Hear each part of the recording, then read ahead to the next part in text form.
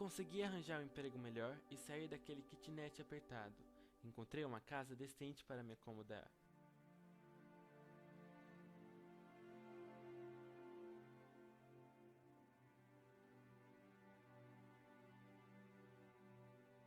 Claro, precisaria passar uma tinta nas paredes, arrumar reboques, trocar os pisos, mas fora isso, ela estava intacta.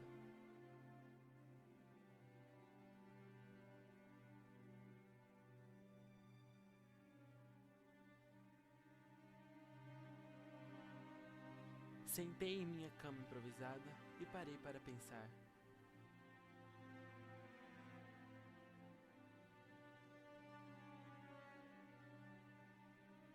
O presidente Juvenal Habyarimana foi assassinado em um atentado que haviam dito ser obra dos Tutsis. O genocídio havia começado. Quem não estava a favor do exército Hutu estava contra ele. E eu, um órfão com sonhos impossíveis, não tive outra escolha. Agora eu ia matar os Tutsis. Os Hutus representavam 95% da população e os Tutsis o resto. Mas mesmo com essa desigualdade, em 85, os europeus resolveram prevalecê-los. Era 5% dominando o resto da nação. Os Tutsis eram o Estado, a liderança eram altos e fortes, e os Hutus eram baixos, médios agricultores.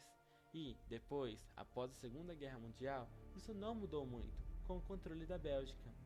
Para eles, isso era um genocídio, mas para nós, a luta de uma causa, e uma causa que havia começado desde o período do imperialismo. Já havia ocorrido outras revoltas, como a de 59. A situação das etnias mudou só em 63, quando Ruanda se tornou independente e os Tutsis foram expulsos do país, mas depois voltaram e a revolta novamente ocorreu. Em 94 eu tinha 17 anos, conhecia o básico da vida. Tudo que eu conhecia estava nos velhos livros do orfanato, que eu lia. Sonhos? Ir para o exterior e me formar em letras. Porém, entrei no exército por ser um Hutu.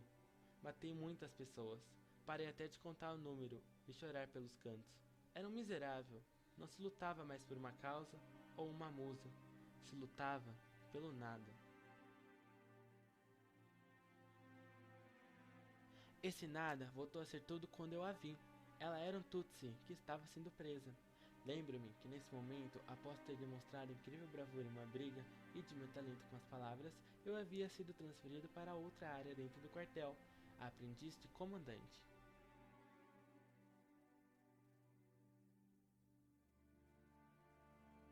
E por isso foi ao interrogatório com o comandante e a Tutsi.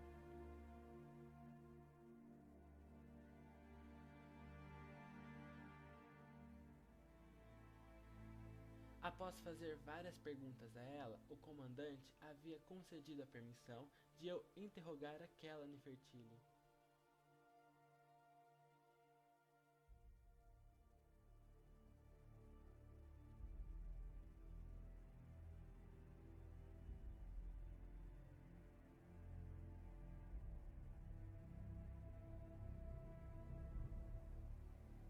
Após interrogá-la, dei permissão para que ela saísse, e fiquei ali pensando em um modo de livrá-la daquele triste destino que o oráculo havia previsto para ela. De noite, a orgia se espalhou pelo aquele ambiente de tal modo que ninguém tinha a mínima consciência do que estava fazendo. E ela estava lá, uma de nossas dançarinas.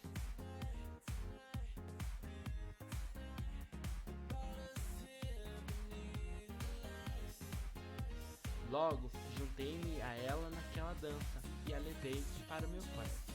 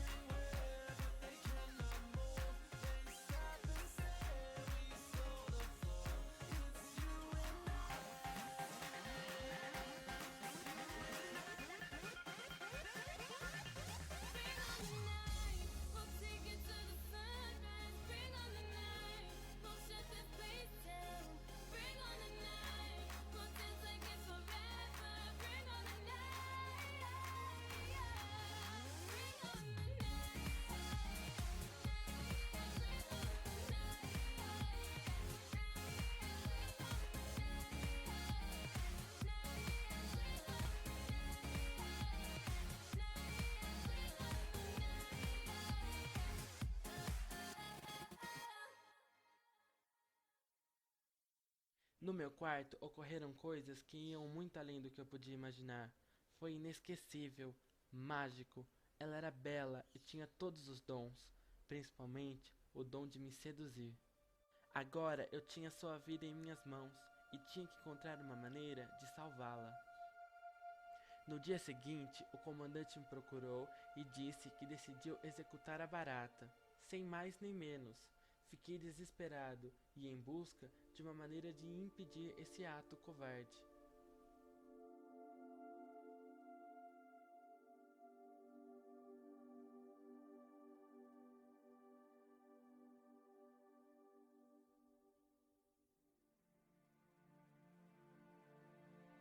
Foi quando eu pensei em eu mesmo executá-la, e ele, com todo o orgulho que tinha por mim, deixou na mesma hora. E foi o que eu fiz. Preparei a poção da morte para aquela Nefertiti. O meu plano tinha que dar certo, ou ela seria apenas mais uma na minha lista de mortos.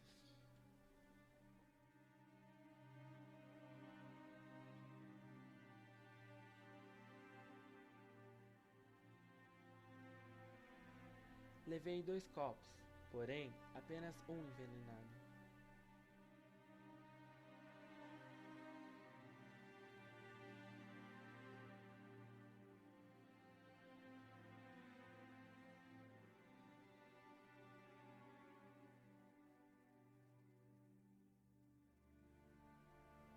Eu tinha que matá-la, mas também não iria castigar os meus sentimentos.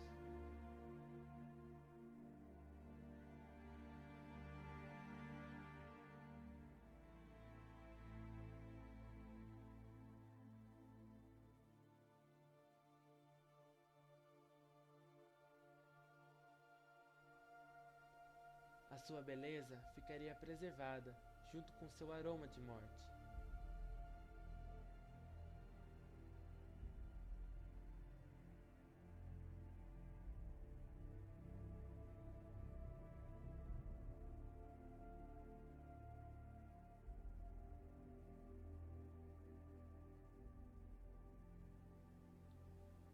Ela bebeu e logo começou a sentir os efeitos atordoantes do veneno.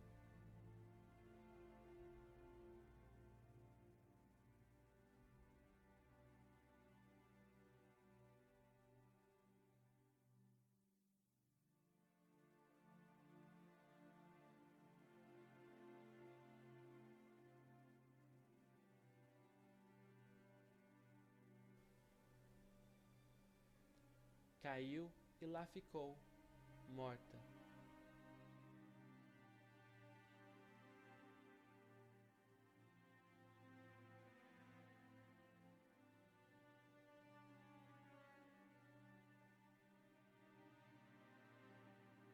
O comandante não teve muita fé em mim quando eu disse que havia conseguido matá-la, por isso resolveu ir vê-la.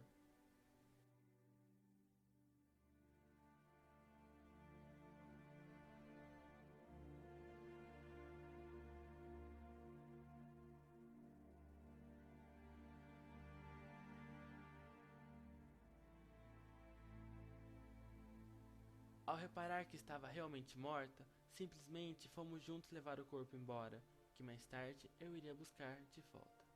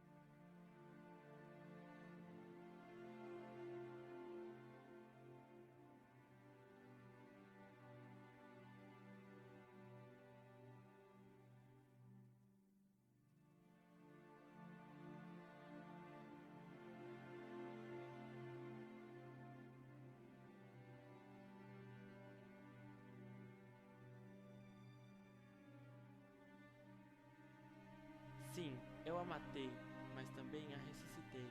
Tinha visto isso em um livro uma vez. Mesmo que nele não tenha dado muito certo, pelo menos eu tinha conseguido salvar a vida dela.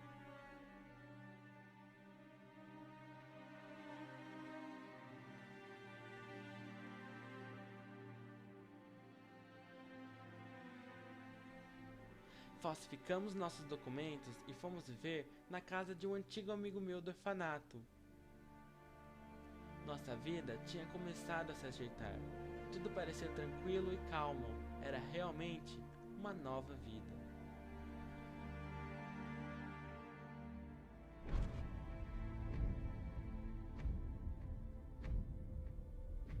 Mas o fogo do inferno de Alighieri havia chegado logo após.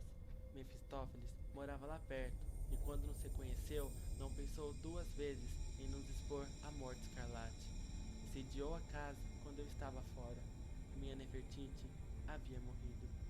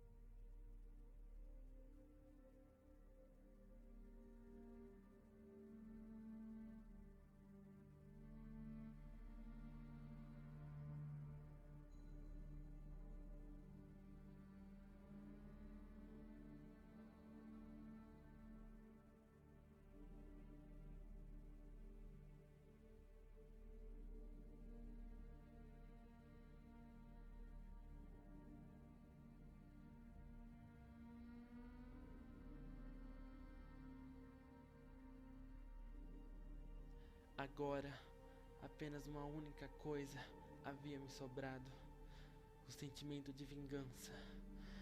Esse Mefistófeles irá conhecer Fausto.